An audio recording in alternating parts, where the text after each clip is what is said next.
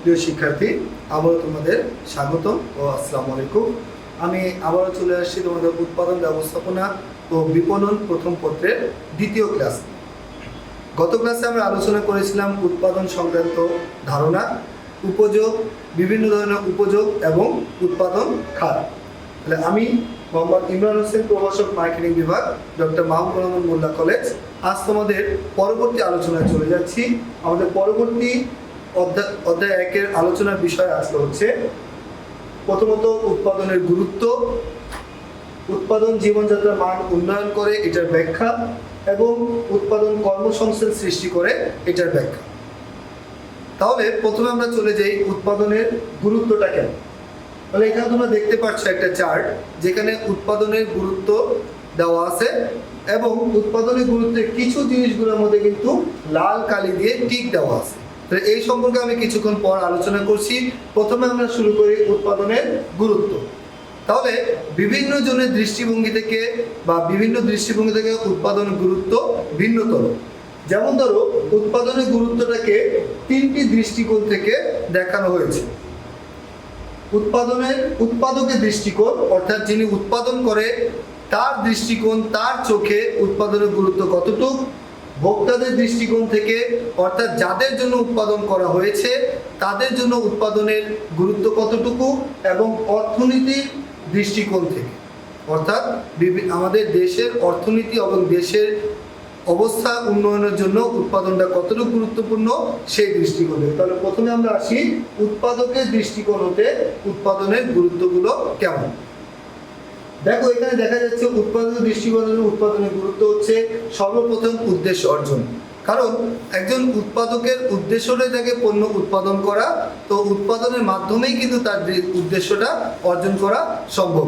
অর্থাৎ তার সকল কার্যক্রম কিন্তু দেখা যাচ্ছে যে উৎপাদন এর জন্যই কিন্তু করা হয়। সে প্রথম থেকে শেষ পর্যন্ত যতগুলো কার্যগুলো করুক না কেন, যত পরিকল্পনা করুক না কেন, তার মেইন উদ্দেশ্যটা কিন্তু উৎপাদন। তাহলে উৎপাদনের মাধ্যমে কি হয়, আমাদের উৎপাদকের উদ্দেশ্যটা অর্জন হয়। এরপর 2 নম্বরে লেখা আছে উপযোগ সৃষ্টি। আমরা গত ক্লাসে দেখছিলাম উৎপাদন 5 ধরনের উপযোগ সৃষ্টি করে, অর্থাৎ রূপগত, স্থানগত, সময়গত, সত্যগত এবং সেবাগত। এই সকল কিছুই কিন্তু উৎপাদন দিয়েই সম্ভব।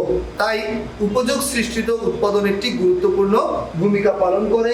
এরপর আয়ের উৎস, অর্থাৎ উৎপাদক যে পণ্যটা উৎপাদন করলো সেটা কিন্তু অবশ্যই একটা আয়, অর্থাৎ বেনিফিটের জন্যই কিন্তু তারা করছে।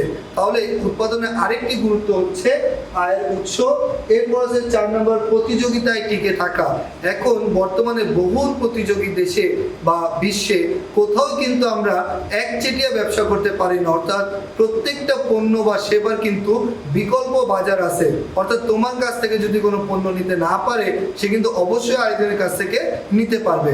তাহলে এই যে প্রতিযোগিতায়, এই প্রতিযোগিতায় টিকে থাকতে হলে কিন্তু আমাদের উৎপাদনের দিকটা খুব বেশি গুরুত্ব আকারে দেখতে হবে। এরপর হচ্ছে ব্যবসার সম্প্রসারণ, অর্থাৎ যত বেশি উৎপাদন বৃদ্ধি হবে ব্যবসা কিন্তু তত বেশি সম্প্রসারণ ঘটবে।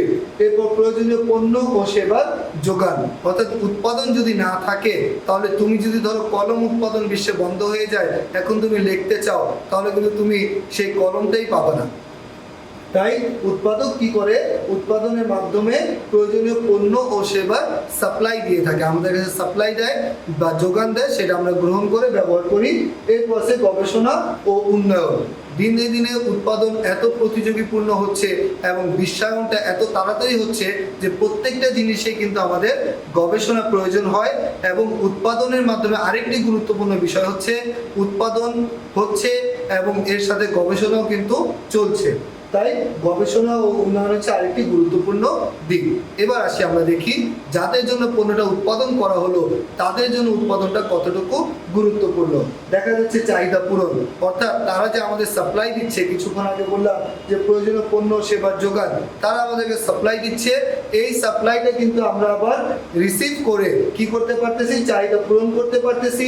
এছাড়া জীবনযাত্রার মান বৃদ্ধি হচ্ছে, যথাসময় পণ্য প্রাপ্তি, এবং আমাদের যখন যে পণ্যটা প্রয়োজন, তখন আমরা সেই পণ্যটা পেয়ে যাচ্ছি।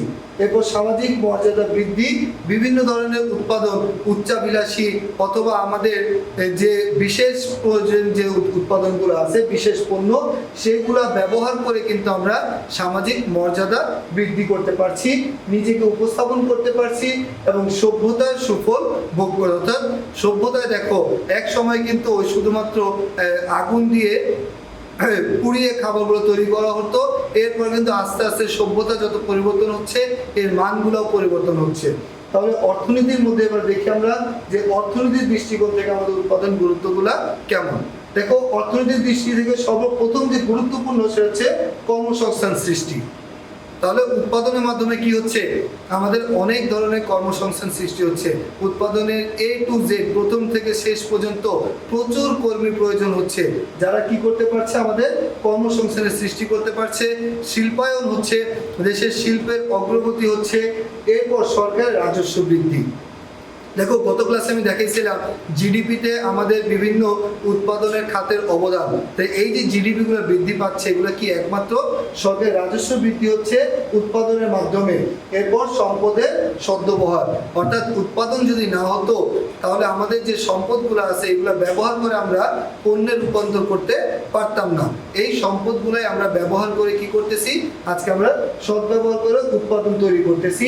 এছাড়া অবকাঠামো উন্নয়ন, অর্থনৈতিক প্রবৃদ্ধি, অর্থনৈতিক অগ্রগতির সূচক এবং সামাজিক অগ্রগতি লাভের উপায়, এই সকল গুরুত্বপূর্ণ জিনিসটা আমরা উৎপাদনের মাধ্যমে কিন্তু পাচ্ছি। তাহলে এখানে দেখা যাচ্ছে যে উৎপাদনের গুরুত্বটা আমাদের অপরিসীম। এখন মনে রাখবা যে সৃজনশীলের যে 4 নম্বর পার্ট অর্থাৎ ঘ যে পার্টটা আছে, এই পার্টের মধ্যে কিন্তু অনেক সময় বলা থাকে যে উদ্দীপক অনুযায়ী আলোচনা করো, যে এটি আমাদের উৎপাদন আমাদের অনেক গুরুত্বপূর্ণ অবদান রাখে বা দেশের অর্থনৈতিক উন্নয়নে অনেক অবদান রাখে। ওই সকল পয়েন্ট লেখার জন্য কিন্তু তোমাদের অবশ্যই কি করতে হবে, এইগুলো থেকেই বিশ্লেষণ করতে হবে। এবং আমাদের অনেক সময় এমসিকিউ থাকে যে নিম্নের কোনটি ভোক্তার দৃষ্টিকোণ থেকে উৎপাদনের গুরুত্ব, অর্থাৎ এমসিকিউর জন্য কিন্তু এগুলো খুব আমাদের গুরুত্বপূর্ণ। এবার আজকে আমরা যে দুইটা বিষয় আলোচনা করব, এই দুইটা বিষয় হচ্ছে আমাদের দুইটা অনুধাবন, অর্থাৎ এই অধ্যায় থেকে অনেক গুরুত্বপূর্ণ দুইটা অনুধাবন আছে। আচ্ছা, প্রথমে আমি যেটা বলেছিলাম যে রেড কালারগুলো কেন দিছি, দেখো 1 2 3 4 5 6 7 8 টোটাল এতগুলো গুরুত্বের মধ্যে থেকে 8টা গুরুত্বের মধ্যে কিন্তু আমরা রেড কালার দিয়ে ইন্ডিকেট করছি। ইন্ডিকেটটা করার কারণ হচ্ছে যে এইগুলো থেকে আমাদের অনুধাবনটা খুব বেশি আসে, অর্থাৎ খ পার্টে যে অনুধাবনগুলো আছে এই অনুধাবনটা কিন্তু আমাদের এই গুরুত্ব থেকে অনেক বেশি আসে এবং এই 8টা থেকেই আমাদের অনুধাবনগুলো আসে। তাহলে এগুলো অনুধাবনের জন্য তোমরা করে রাখতে পারো। তাহলে আমরা আজকে উৎপাদন যে আমাদের জীবনযাত্রার মান বৃদ্ধি করে এবং কর্মসংস্থান সৃষ্টি করে, এটা একটু এক নজরে দেখে আমরা বুঝে নেব। এই দুটো অনুধাবন আমাদের খুব বেশি গুরুত্বপূর্ণ। তাহলে দেখো প্রথমে আসছে আমাদের উৎপাদন জীবনযাত্রার মান উন্নয়ন করে। কিভাবে উৎপাদন আমাদের জীবনযাত্রার মান উন্নয়ন করে একটু দেখো। এখানে দেখো একজন শপিং করছে, শপিং করে তারা অর্থাৎ উৎপাদন আছে বিধায় আমাদের কি হচ্ছে, প্রয়োজনীয় যে জিনিসপত্র আছে সেটা আমরা দাঁড় গোড়ায় পেয়ে যাচ্ছি এবং তার ফলে কিন্তু আমাদের জীবনযাত্রার মানটা উন্নয়ন হচ্ছে সেই পণ্যগুলো ব্যবহার করে। দেখো উন্নত জীবনের জন্য কতগুলো পণ্য আছে, যে সকল পণ্য ব্যবহার না করলে হয়তো তোমার জীবনযাত্রার মানটা বৃদ্ধি হবে না। এবং এই সকল মানটা বৃদ্ধি হচ্ছে কিসের জন্য, উৎপাদনের জন্য। কিভাবে উৎপাদক পণ্য উৎপাদন করছে, উৎপাদন করে স্থানগত উপযোগের মাধ্যমে আমাদের দাঁড় গড়ায় পণ্যগুলো পৌঁছে দিচ্ছে এবং সেই পণ্যগুলো ব্যবহার করে আমাদের জীবনযাত্রার মান উন্নয়ন হচ্ছে। তাহলে দেখো উৎপাদনের ফলে মানুষ তার প্রয়োজনীয় পণ্য সামগ্রী ক্রয় ও ভোগ করে তাদের জীবনযাত্রার মান উন্নয়ন করতে সক্ষম হচ্ছে। এরপরে এই অনুধাবনটা লেখার জন্য আমরা আগেই বলছিলাম, যখন এরকম অনুধাবন আসবে উৎপাদন জীবনযাত্রার মান উন্নয়ন করে, তখন প্রথমে উৎপাদন কাকে বলে সেটা দিয়ে সংক্ষিপ্ত রূপে আলোচনা করে দিবা যে আসলে কিভাবে আমাদের উৎপাদন জীবনযাত্রার মান উন্নয়ন করছে। এখানে অবশ্যই মেইন পয়েন্টটা হচ্ছে যে প্রয়োজনীয় পণ্য সামগ্রী ক্রয় ও ভোগ করে, উৎপাদনের ফলে প্রয়োজনীয় সামগ্রীগুলো আমরা গ্রহণ করতে পারছি, ভোগ করতে পারছি, এভাবে কি হচ্ছে উৎপাদন জীবনযাত্রার মান উন্নয়ন করছে। এরপর আমাদের পরবর্তী অনুধাবন যেটা ছিল উৎপাদন কর্মসংস্থান সৃষ্টি করে। তাহলে দেখো উৎপাদন কর্মসংস্থান কিভাবে সৃষ্টি করে। এখানে দেখা যাচ্ছে একটা উৎপাদন গার্মেন্টস এর মধ্যে একজন বিভিন্ন লোক, এখানে দেখো উনি হচ্ছে ব্যবস্থাপক, যিনি আর কি তাদেরকে বিভিন্ন দিক নির্দেশনা দিচ্ছেন যে কিভাবে এই উৎপাদনগুলা করবে বা কিভাবে কাজ করবে, উনি দিক নির্দেশনা দিচ্ছেন এবং উনার কর্মীরা দেখো এখানে কাজ করছে এবং বিভিন্ন জায়গায় আরো কিছু কর্মী আছে যারা এটা পরিদর্শন করছে। অর্থাৎ উৎপাদনের বিভিন্ন পর্যায়ে কিন্তু বিভিন্ন ধরনের লোকবল প্রয়োজন হয় এবং এই লোকবল দ্বারা কি হয়, এই লোকবলগুলোর মাধ্যমে কর্মসংস্থানের সৃষ্টি হয়। এছাড়া দেখো একটি ফ্যাক্টরির মধ্যে বিভিন্নভাবে লোকজন কাজ করছে, অর্থাৎ উৎপাদন আছে বিধায় কিন্তু বিভিন্ন শিল্প প্রতিষ্ঠান গড়ে উঠেছে, বিভিন্ন জায়গায় কৃষি কাজ হচ্ছে এবং বিভিন্ন জায়গায় ফ্যাক্টরিগুলো গড়ে উঠেছে।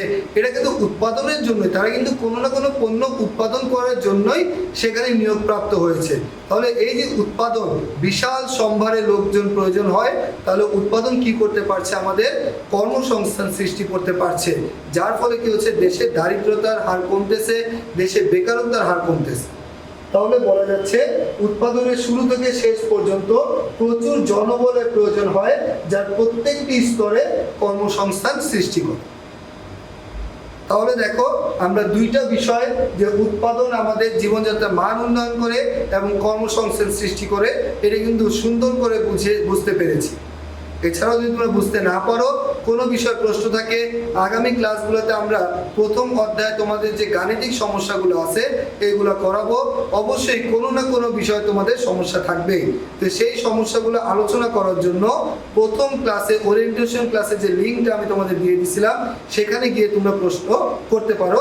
এছাড়া খাতার মধ্যে লিখে রাখতে পারো সমস্যাগুলো, যখন আমরা স্বাভাবিক অবস্থায় আবার ক্লাসগুলো চালু করব তখন আমরা কি করতে পারবো, সেগুলো নিয়ে বিশেষভাবে বিশারদভাবে আলোচনা করতে পারবো।